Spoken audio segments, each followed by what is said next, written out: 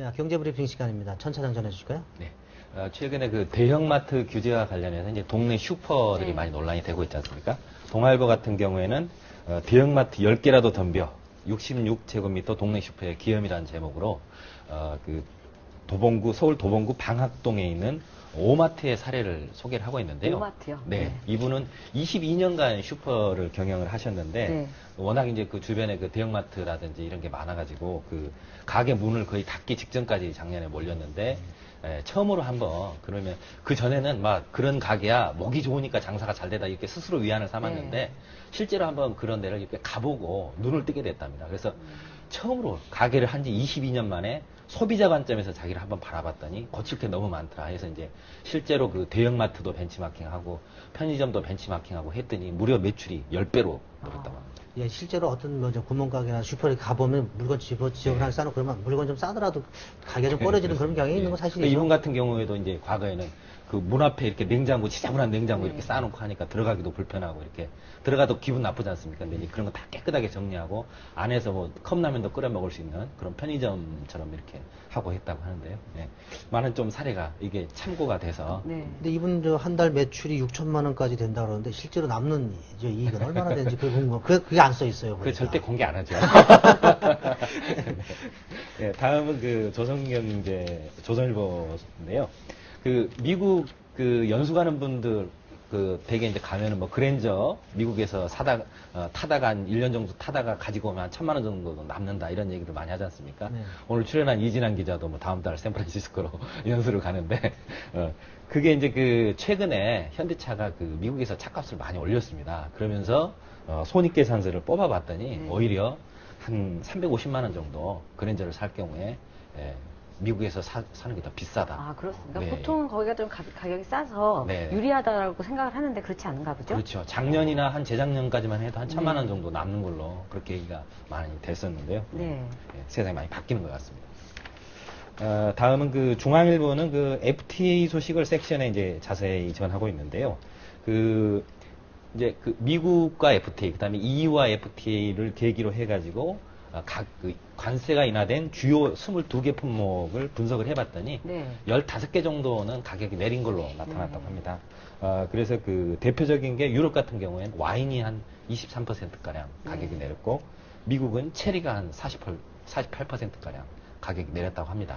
저기 지금 뭐 제목에도 나왔지만 소비자는 조금 실감을 못하는 부분도 있는 게 뭐 와인이라든가 이런 게 네, 조금 더 이렇게 가까운 제품들이 아니잖아요. 많이 그렇습니다. 마시기는 네. 해도 그래서 네. 그런 부분들이 좀 맛있기도 하더라고요. 네, 그렇고 그다음에 이제 뭐 통상 그 가격이 내렸다는 걸 체감하려면 네. 한 30-40% 내려야지만 10% 20% 가지고는 잘 소비자들이 체감을 못하기 때문에 좀 장기적으로 뭐 가격이 인하되는 효과가 있는 거 아닌가라고 네. 이제 이런 효과는 좀 더 두고 봐야 된다면서요. 그렇습니다. 네. 네.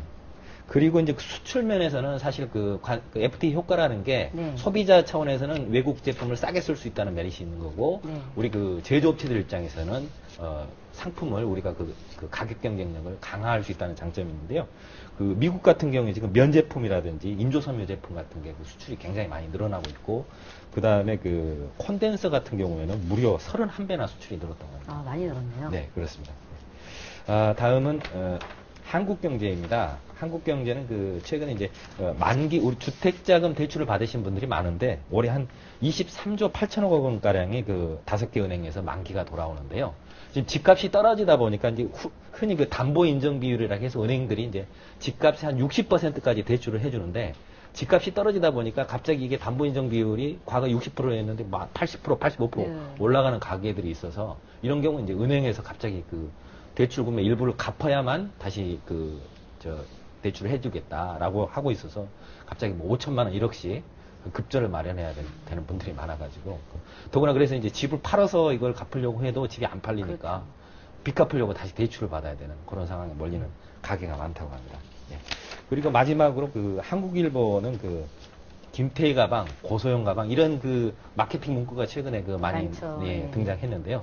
알고 보니 그게 짝퉁 가방이었다고 합니다.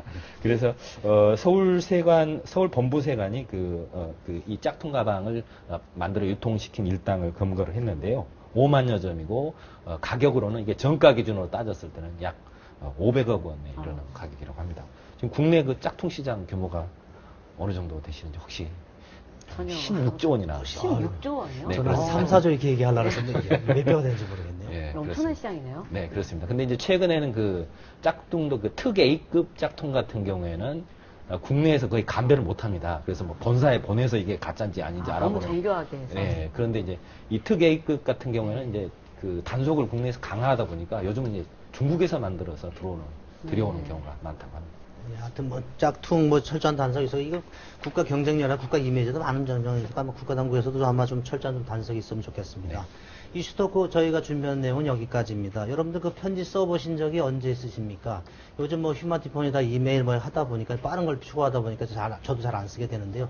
이게 느린 우체통이라는 게 있답니다. 편지를 써서 넣으면 1년 뒤에 자신한테 배달해 준다고 그래요? 예, 이게 뭐 정식 공식 우체통은 아니고요. 업체들이 고객 서비스 차원에서 만든 건데 여기 손편지를 써서 넣으면 보관하고 있다 1년 뒤에 붙여준다고 합니다. 뭐 1년 전에 쓴 편지를 1년 후에 받으면 그때 각오라든가 또 느낌이 새로워서 좋은 것 같아요. 하여튼 뭐 빠른 것만 추구하는 이런 세상에서 한번 생활에 한번 여유를 뒤를 돌아다보는 그런 여유가 될 것 같습니다.